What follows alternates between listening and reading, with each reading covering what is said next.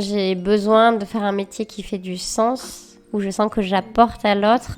Et il y a ce côté très gratifiant aussi, je trouve. Pour moi, le massage, il y a ce côté où on va venir se connecter à l'autre, parler avec lui d'une façon différente. En fait, c'est par le toucher et c'est très intéressant. Il y a vraiment cette approche où j'ai l'impression de parler au corps et je trouve que c'est beau. C'est vraiment la nature qui va m'inspirer, qui va permettre de retrouver aussi ce calme, parce que forcément pour pouvoir transmettre, il faut que je le ressente aussi avant, et ça rejoint le fait de pour prendre soin des autres, il faut d'abord prendre soin de soi pour être en capacité de... Bienvenue sur Lumi, le podcast qui éclaire sur les approches alternatives et complémentaires à la médecine traditionnelle. Je suis Lucie, la créatrice de ce podcast, et je t'invite à écouter chaque mois un nouveau témoignage. Chaque épisode donne la parole à des personnes confrontées à diverses pathologies, maladies et traumatismes, optant pour des méthodes alternatives pour soulager leur quotidien. Tu découvriras également des experts partageant leur savoir-faire et les bienfaits de ces approches. Ici, nous écoutons, partageons et témoignons dans un esprit bienveillant. Mon objectif est de redonner espoir à ceux qui souffrent, mettre en lumière de nouvelles approches et offrir une voix à chacun. Si toi aussi tu souhaites partager ton expérience en tant que professionnel ou témoigner de ton parcours, rejoins-moi sur Instagram. Bonne écoute sur Lumi. Bienvenue dans ce nouvel épisode de Lumi. Je suis ravie d'accueillir Lucie de Luce Bien-être, réflexologue plantaire et masseuse bien-être, un métier de passion qui l'anime depuis petite, où elle commence déjà à masser sa sœur et ses amis. Avant de se lancer dans cette vocation, elle teste plusieurs métiers dans la gestion et l'éducation. Il y a 6 ans, une opportunité de formation s'offre à elle, et c'est tout naturellement qu'elle s'oriente vers la réflexologie plantaire et le massage bien-être. Après plusieurs expériences dans diverses structures, Lucie décide de se lancer à son compte, embrassant pleinement un métier qui a du sens et qui lui ressemble. Je vous invite à découvrir son parcours. Bonne écoute! Bonjour Lucie, je suis ravie de t'accueillir pour ce nouvel épisode. Mais bonjour Lucie aussi, du coup, très heureuse aussi. Est-ce que tu pourrais te présenter, nous dire ce que tu fais dans la vie, qui tu es? Oui, bien sûr. Alors, donc, je m'appelle Lucie, j'ai 35 ans. J'exerce le métier de praticienne en massage bien-être et réflexologie plantaire, donc les lundis sur Bayonne et une autre partie de la semaine à Côte à Saint-Jean-de-Luz. Est-ce que tu pourrais nous expliquer ce qu'est la réflexologie plantaire, les massages bien-être et depuis combien de temps tu travailles dans ce domaine? Oui, bien sûr. Alors du coup, la réflexologie plantaire et le massage, il faut savoir que c'est des pratiques qui remontent à il y a plus de 5000 ans. En fait, on a retrouvé des écrits, tu vois, avec des hiéroglyphes, donc qui évoquaient cette pratique. En gros, ça consiste à venir pratiquer, donc pour ce qui est de la réflexologie, on va venir solliciter et faire de l'acupression sur certains points clés du pied. Il faut savoir que donc, sous le pied, on a 7200 terminaisons nerveuses et il y a également tous les organes en fait, qui sont représentés, que ce soit sous la voûte plantaire ou sur le dessus du pied, la cheville et autres. Et donc on va venir toujours traiter avec le même protocole donné, quelle que soit la problématique. L'idée c'est que ça a un côté plutôt thérapeutique, alors que le massage bien-être, il va se différencier dans le sens où le massage va être là pour apporter de la détente, de la relaxation. On pourra venir soulager un peu des tensions, mais on va pas non plus, on n'est pas kiné, on se distingue bien de ce corps-là. On a droit à l'appellation massage depuis quelques temps, parce qu'avant on était vraiment cantonné au mot modelage. Et là, c'est vraiment, c'est du bien-être, ça va être un massage de tout le corps, ou par différentes zones, en fonction de ce que désire la personne. Toujours dans le respect de l'intimité et des attentes de la personne en face. Ouais, et en fait, voilà, là vraiment, c'est plus l'idée, en tout cas, où on peut se rejoindre sur les deux, c'est que ça peut venir améliorer, mettons, des problématiques telles que le sommeil et autres, en fait. Et donc, j'exerce depuis 5 ans maintenant à mon compte. J'ai travaillé dans différentes structures et il y a eu un moment où j'ai eu à cœur d'exercer mon métier d'une manière qui soit plus cohérente, qui fasse plus de sens. Donc pour moi, c'est vrai que parfois me cantonner à un format précis, en mode 30 minutes ou 1 heure, quand je ressens qu'il y a besoin d'un peu plus ou autre, je trouvais ça très frustrant et j'avais un peu comme une sensation d'un travail pas vraiment abouti, tu vois. Et pour moi, j'ai vraiment à cœur de le faire de la manière la plus optimale et qui puisse procurer le plus de bien-être à la personne en face. Donc voilà. Super, merci pour cette explication. Et du coup, qu'est-ce que tu trouves intéressant dans ces deux approches? Alors, ce que je trouve intéressant, c'est qu'on va pouvoir venir, donc déjà, être centré sur la personne sans forcément passer par la parole, parce que c'est vrai que le bien-être, souvent, on se dit ça va pas, bon, je peux aller voir des techniques que j'approuve totalement, hein, et que j'ai pour habitude de pratiquer personnellement, à savoir, ça peut être d'aller voir un psychologue, un psychiatre, enfin peu importe, quelqu'un avec qui on puisse avoir du l'échange, voilà, mais par la parole. Et c'est vrai que, bon, il y a quelques temps, moi, j'avais découvert, mettons, la kinésiologie, qui était plus un peu un pont, je dirais. Et pour moi, le massage, il y a ce côté où on va venir se connecter à l'autre, parler avec lui, d'une façon différente, en fait. C'est par le toucher et c'est très intéressant parce que ce soit en réflexo ou en massage, si tu veux, on peut venir toucher quelqu'un vraiment, en fait, si tu veux, au sens physique mais aussi propre du terme. Et c'est vrai que souvent en réflexologie, les gens vont pouvoir se livrer parce que, contrairement au massage, il y a du silence, il peut y avoir, mais il est pas qu'il n'est pas obligatoire, mais il s'instaure pas forcément de la même manière, de par la position. Et les gens vont se livrer davantage en réflexologie. Et dans le massage, en tout cas, si tu veux, il y a vraiment cette approche où j'ai l'impression de parler au corps. Et je trouve que c'est beau, il y a cette façon aussi où on se dévoile, parce que c'est quand même aussi... ça reste vraiment dans un domaine de l'intime, même s'il y a toujours voilà, cette limite qui est juste que à laquelle je veille parce que je trouve que c'est important aussi, quoi, parce qu'on se fait confiance mutuellement. Et qu'est-ce qui t'a mené vers cette voie? Alors, ce qui m'a conduit dans cette voie, je pense que j'ai toujours eu ce besoin du toucher. D'ailleurs, récemment, il y a quelqu'un qui m'a dit « Mais toi, t'es un vrai petit chat !» Et peut-être, oui, c'est vrai. Mais parce qu'en fait, je trouve que ça a un côté rassurant, je pense. Et dans des périodes de ma vie qui étaient plutôt, je dirais, sombres, je m'étais rendu compte que juste m'endormir donc, avec la main de ma sœur qui devait me caresser, tu vois, le dessus de la main ou autre, il y avait un côté très rassurant, un peu comme une mère avec son enfant, tu sais, ce contact qui vient apaiser, rassurer et en même temps, je sais pas, je pense que ça vient apporter quelque chose de... Ouais, ça vient compléter quelque chose au niveau de l'enveloppe, je sais pas trop comment le décrire, mais vraiment pour moi, il y a ce côté en tout cas qui me rassurait. Et puis après, bon, je me suis cherchée longtemps au niveau de ce que j'aimais vraiment, alors que dans le fond, je pense que je l'ai toujours su. Et petite, j'avais tendance à beaucoup, encore une fois, ma sœur est là, à beaucoup la masser. Donc, elle m'appelait ma sœur masseuse. Et c'est vrai, puis je massais toujours mes amis et autres. Mais je pense qu'il y avait cette part de loyauté familiale qui faisait que j'ai fait des études de gestion. Il fallait rester carrée, cohérente.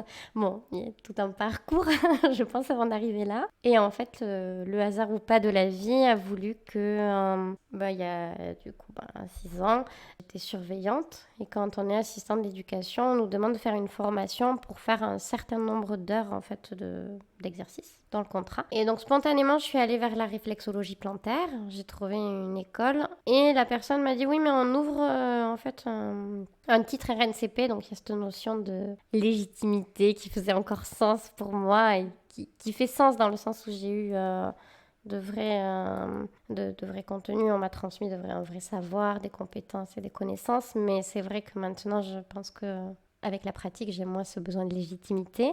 Mais tout ça pour en revenir au fait que donc au début, je voulais faire de la réflexologie. J'ai fait ce titre RNCP et ensuite, je me suis formée à la réflexologie plantaire. Tu as l'habitude d'accompagner quel type de personnes ou quel type de problème? Alors, un type de personne, donc récemment, souvent les personnes viennent, alors je ne sais pas comment ça se fait, mais je trouve ça très très bien comme approche pour et de la réflexologie couplé à un massage. Donc, que ce soit un massage d'une heure ou d'une partie du corps, mettons du crânien et de la réflexo. Et je trouve ça vraiment intéressant parce que pour moi, les deux pratiques sont complémentaires. Et pour répondre à ta question, si tu veux, la réflexologie plantaire, ça va être des personnes qui peuvent avoir un problème d'impatience au niveau des jambes, des problèmes de sommeil, soit qui dorment plus et qui ont perdu le sommeil et donc qui cherchent à tout prix une voie d'y remédier. Des personnes qui ont eu des traitements médicamenteux lourds et donc les médecins leur préconisent de venir se faire masser pour bien drainer et venir éliminer tout ça. Et aussi la réflexologie, par exemple s'il y a un traitement à base de cortisone, les gens vont avoir gonflé, ils peuvent avoir des problèmes de circulation notamment et on va bien venir relancer tout ce système en fait. Donc il y a ça comme profil. Après en termes de personnes qui viennent se faire masser ou même pour des soins, parce que je fais aussi des soins visage. Il n'y a pas de personne type, je trouve que c'est ce qui est chouette aussi et j'ouvre aussi jusqu'aux enfants parce que je trouve que c'est important pour moi de pouvoir faire découvrir ce sens du toucher dès le plus jeune âge. Dans notre culture, ça peut être un peu mal vu. Moi, je sais que j'ai des collègues qui trouvent ça presque dérangeant. Et moi, c'est plutôt le contraire, ça vient de déranger que ce soit dérangeant parce que pour moi, il n'y a rien de malsain en fait. C'est un massage, c'est du toucher, il y a aucune intrusion et moi je trouve qu'au contraire j'adore même avec les enfants c'est très différent parce qu'ils n'ont pas de masque, il y a toute une spontanéité, forcément les soins sont plus courts parce qu'il faut qu'ils soient adaptés, ce qui est normal en fait parce que même nous quand on n'a pas l'habitude, il y a des personnes qui peuvent trouver ça long, bon je peux pas trop en parler mais en tout cas non je trouve que c'est vraiment intéressant et même dans mon entourage je vois que ma nièce quand je la vois, souvent ça revient au niveau des pieds, hein, parce que chez les enfants, on peut aussi traiter des problématiques comme des coliques et autres. Et c'est chouette parce que ça reste un toucher qui va vraiment... il y a une sensation différente, donc comme je dis par rapport au massage, alors j'adore les deux et je les pratique avec grand plaisir. Et c'est vrai que dans la réflexologie, comme dans le massage, on va sentir les zones de tension où il y a besoin d'apporter quelque chose. Mais si tu veux en réflexologie, on va vraiment sentir, disons, un organe donné ou un système, que ce soit lymphatique, urinaire, où il va falloir venir relancer quelque chose et pouvoir éliminer, évacuer. Vraiment, ce travail se fait à ce niveau-là.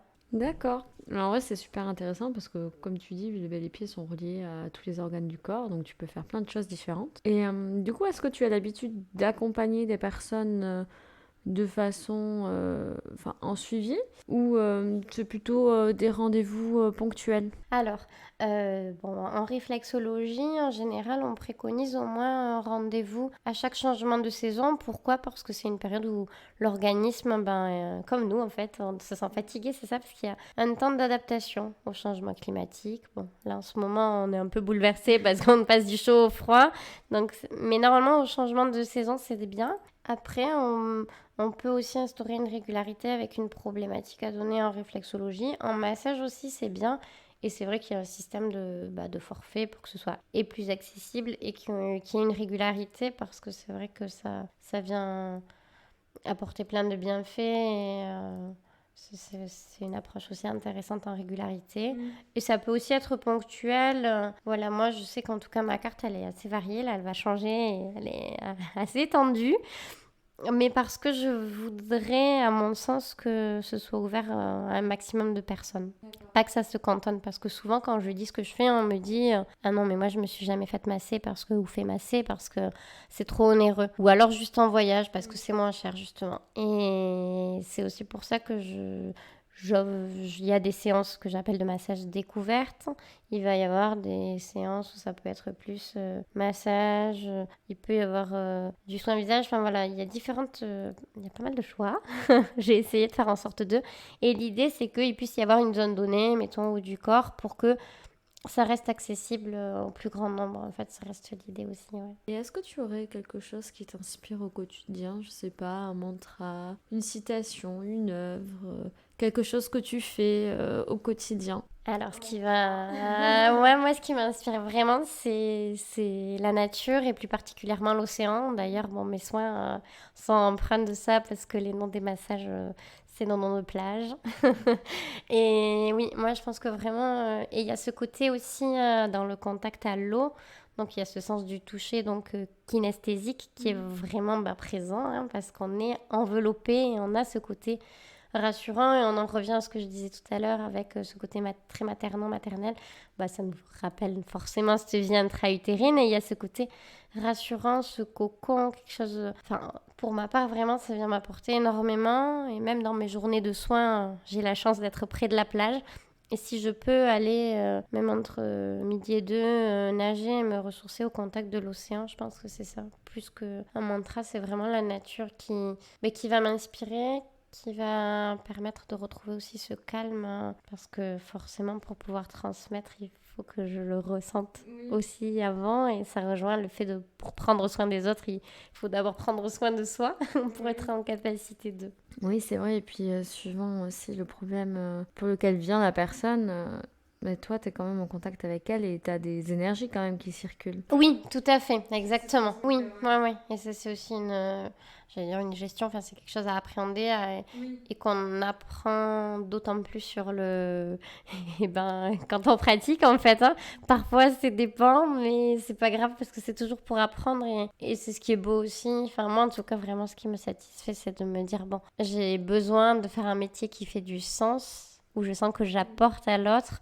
Et il y a ce côté très gratifiant aussi, je trouve. En plus, les gens viennent généralement pour se faire du bien. Après, il y a cette histoire de bon cadeau et ça arrive qu'il y a des gens qui n'aiment pas se faire toucher. Et c'est vrai que de suite, en général, je le sens et je préfère leur dire, au pire, je préfère qu'ils l'offrent à quelqu'un, mais que ce soit dit. Et puis moi, on s'arrange, on trouve une solution, quoi. Ou faire un soin visage s'ils veulent pas tel ou tel soin. Enfin. Mais c'est vrai qu'il y a aussi des personnes qui ont du mal parce que ça reste se dévoiler vraiment. Parfois, le corps peut dévoiler des choses. Je sais pas, ça peut être de l'ordre des cicatrices ou un trauma. Il y a aussi ce côté un peu, j'allais dire, sensible. Mais c'est vrai que oui, en général, sinon, quand même, beaucoup de personnes aiment se faire masser. Est-ce que tu voudrais ajouter quelque chose pour conclure ce podcast ? Je dirais que du coup, pour conclure, oui, s'y rajouter que le principal, peu importe quel soit le biais que vous utilisez, mais à mon sens, il est primordial de s'octroyer, allez, je vais être très gentille, 15 minutes par jour. Et je trouve que c'est vraiment quelque chose qui est presque fondamental comme... on inscrit dans sa routine de se brosser les dents de petit déjeuner et autres. Ça peut être tous les matins, je sais pas moi, d'aller marcher au bord de l'eau si on a la chance, comme nous, d'être au bord de l'océan, ou de faire de la méditation, ou de pratiquer du yoga. Enfin, faire une activité qui nous fait du bien et où on arrive à être déjà pleinement à ce qu'on fait. Donc faire la tâche qu'on a décidé de faire en pleine conscience pour... se dire que ce temps qu'on s'octroie, c'est pas de l'égoïsme, au contraire. Bien au contraire, pour moi, se faire passer un premier à ce moment-là, mettons, c'est aussi quelque chose qui va permettre d'être plus disponible pour les autres, de se sentir mieux et de se reconnecter, de s'ancrer et d'être bien, bien tout simplement. En fait, l'idée, c'est de prendre soin de soi, quelle que soit la manière, le plus sainement possible. Après, il y a ce cercle vertueux qui se met en place, et c'est tellement important. Et parfois, c'est tout simple. En fait, on se dit, ah ouais, j'ai fait, 3 salutations au soleil, ça m'a fait du bien. Ou j'ai repris cette habitude d'aller nager tous les matins ou tous les soirs. Et c'est vraiment avoir ce temps-là juste à soi, pour soi, et comme quelque chose, un petit cadeau précieux qu'on se fait. Il y a quelque chose que je tenais à rajouter aussi, c'est vraiment une notion de confidentialité. Dans le sens où, bien sûr, on n'est pas des médecins, donc on signe rien pour dire que on se taira sur ce qui nous est livré.